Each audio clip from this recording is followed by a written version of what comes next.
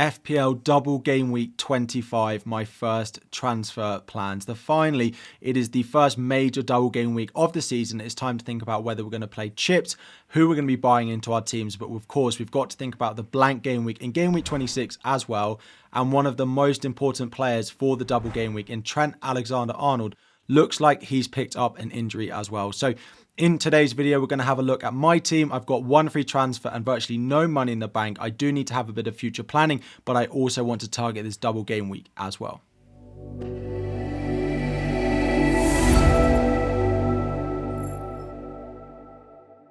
Welcome back everyone, FPL Harry here. Before we dive in, 1,000 likes on the video. Subscribe if you are new around here as well. And before we talk about my team in too much detail, I should probably cover the pretty massive elephant in the room, and that is the fact that I now have double Luton defence in my team, and they conceded 3 times to Sheffield United, and in turn I benched Gabriel for his 12-pointer on Sunday. So to be honest, Gabriel's 12-pointer is neither here nor there massively to me, because if I hadn't have bought Doughty into my defence, I probably would have paid Pedro Porro over Gabriel. Maybe that would have been a mistake anyway, but that's not massively hurting me. I mean, I would have loved Gabriel's 12 points, but I did take a -8 going into this week, which is putting me on a red arrow. I did do Dubravka to Kaminsky, I did do Pedro Porro to Doughty, and then of course I bought Jota in, and I bought Darwin Núñez in as well. Darwin Núñez and Jota are transfers I'm happy I made, but the double Luton do look like pretty stupid transfers at the moment. So just to explain in a little bit more detail about why I did those, because of course I couldn't do the deadline stream to explain on there why I was making those transfers. The first one is the Doughty from Pedro Porro move. So first of all, I needed the money. I didn't have enough money in the bank to do the Jota and Darwin transfers, which I was pretty certain that I was going to do. It was Darwin and Jota in, or Adebayo and Kevin De Bruyne in, and currently Darwin and Jota was the right decision. They've outscored Kevin De Bruyne and Adebayo of Luton so far.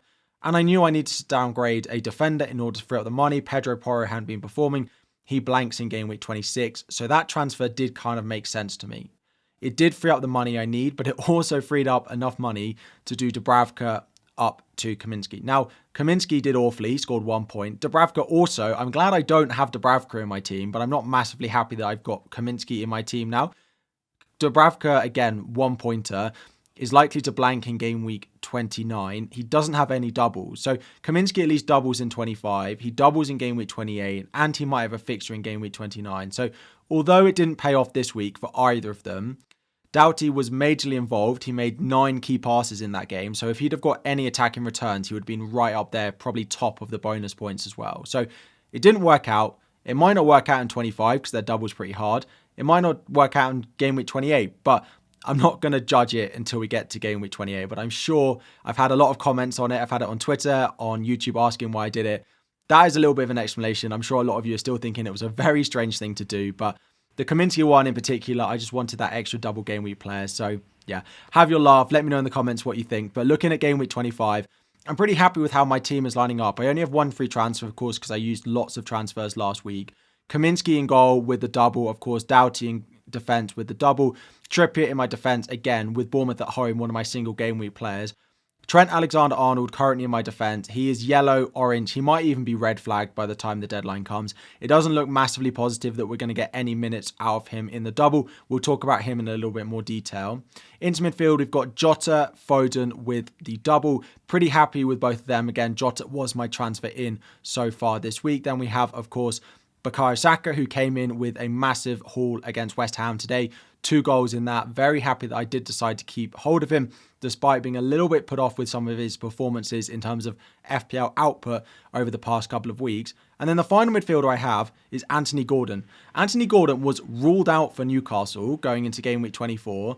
And Eddie Howe said it wasn't serious, but he wouldn't play at the weekend. And then he said after the game, oh, well, on Friday he came through the game okay, and then he played on Saturday. So it looks like he's fully fit for a home fixture against Bournemouth, which I am happy about because I do need him for this week. And then up front, we have Haaland with a double, we have Darwin Núñez with a double, and then we have Ollie Watkins away at Fulham. So currently 7 double game week players. Of course, Trent is included in that, so it would be 6 if Trent Alexander is not available. 1 free transfer though, so I could decide to sell Trent. But what's important is my bench. I've got Gabriel sat first on my bench, who I did bench in game week 24. So if Trent is not going to be available, having Gabriel sub in straight away is not the end of the world. There aren't that many better defenders this week anyway. I could sell Trent for a double game week player, or I could just play Gabriel. I've also got Cole Palmer second on my bench, but he is away at Manchester City, so I'm not massively concerned about that. So looking at those potential replacements for Trent in my team, there are three real options I could go to. I could go to another Liverpool option because they do have the best double of Brentford away, Luton at home. Now, who would I go to? Robertson and Van Dijk are probably the two I should look at. Robertson has great attacking threat. Van Dijk is probably the most nailed. Joe Gomez did have the flu, so he missed the weekend, but he should be back. Gomez can play at left back. Will Robertson play twice? Because, of course, after game week 25 double, they have the Carabao Cup final against Chelsea. So will Klopp have one eye on winning that trophy? Which, as a Chelsea fan, they probably will do. Will he have one eye on that and maybe rest some players against Luton in the double in game week 25? I could go to Konate now that he's back from suspension. So, of course, he's had a big rest. So the chances are he could play both in the double. But is there that much attacking threat there? That much clean sheet potential, given I'd have to sell him going into game week 26 anyway? The other one that I know people will ask about is Conor Bradley. We still, unfortunately, don't know when he'll be back with the Liverpool squad after his personal circumstances over the past couple of weeks. So I could go to Manchester City, but it's a minefield about who's exactly going to start. They do leak goals as well. Chelsea and Brentford have been scoring goals recently, although Chelsea have been very mixed in terms of their performances. I could go to Ake, I could go to Walker, I could go to Gvardiol, could go Ruben Diaz, John Stones is back. That's the issue for me. With so many games, they've got Champions League midweek as well. I'm not sure who's going to start. And the other option I have is actually to do what I plan to do with Trent in game week 26 when I sold him for the blank, is buy an Aston Villa defender. Now, they, of course, didn't keep a clean sheet against Manchester United, and they have an away fixture this week. It's pretty good away at Fulham, but Fulham have been okay recently as well. They are much better at home. So I have three options of what I could do with Trent if I decide to sell him. I could go to another Liverpool option, but I'm not certain on that because I'd have to sell them in game week 26 anyway. I could go to a Manchester City defender, but they're not massively nailed at the moment. I didn't know who to pick. It is Ake, probably top of my list, but maybe that's just because he scored points at the weekend. And I could go to Pau Torres, but that's not better than Gabriel this week anyway. So looking at my team for game week 25, it really makes sense to roll my transfer. If Trent is not available, I've got a ready-made first sub who I'm already hating benching in Gabriel. Gabriel can sub in. I'll have 6 double game week players, 2 from Liverpool, 2 from Manchester City and 2 from Luton. So not the end of the world. Quite happy with that. Roll my transfer. The other benefit to rolling my transfer is game week 26, which is the blank. So at the moment, I have 5 players with a blank in game week 25. So, of course, I've got 3 Liverpool. I've got 2 Luton, although Kaminsky doesn't actually count as a blank because I can just play Areola that week. So 3 Liverpool, 1 Luton, and then Cole Palmer. And then I also, of course, have Charlie Taylor. We are expecting Charlie Taylor back in the Burnley squad at some point before game week 26. But if he's not back by game week 25, it will, of course, create major doubt going into game week 26 because we don't massively get updates from Burnley on their injury news. So at the moment, I think rolling my transfer going into game week 25 is the best idea. Then going into game week 26, I will have 5 players who blank with 2 free transfers, meaning I can sell 2 of them and get out a full 11 in game week 26 as long as Charlie Taylor is available. So -8 this week, hopefully roll this week, then get a full 11 out in game week 26. Let's hope at some point these Luton players do pay off. The other thing, of course, to mention is the triple captaincy. Triple captaincy is probably one of the major talking points this week, and should we be playing it? Erling Haaland against Chelsea and Brentford is probably the number one shout that people will be going to.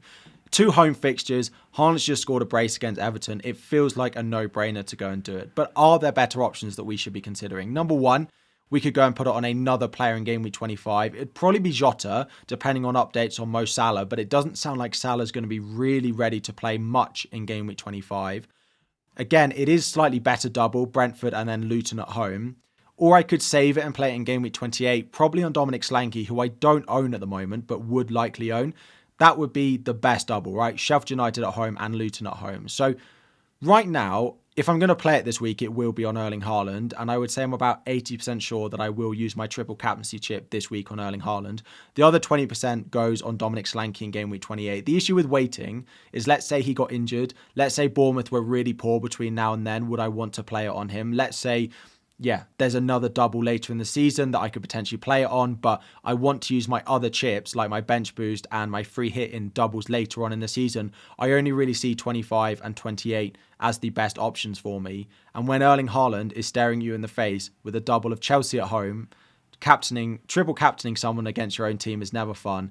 And then Brentford at home, it feels too good to turn down. So current plan, roll the free transfer. If Trent is unavailable, I'll get Gabriel off the bench for him. 3-5-2 with the triple captaincy likely active on Erling Haaland. So let me know what you think. Let me know questions you have about the double, your chip strategy, your plan for the upcoming weeks. Drop it all in the comment section down below. Thank you very much for watching. Like and subscribe before you go, and I'll be back again very soon.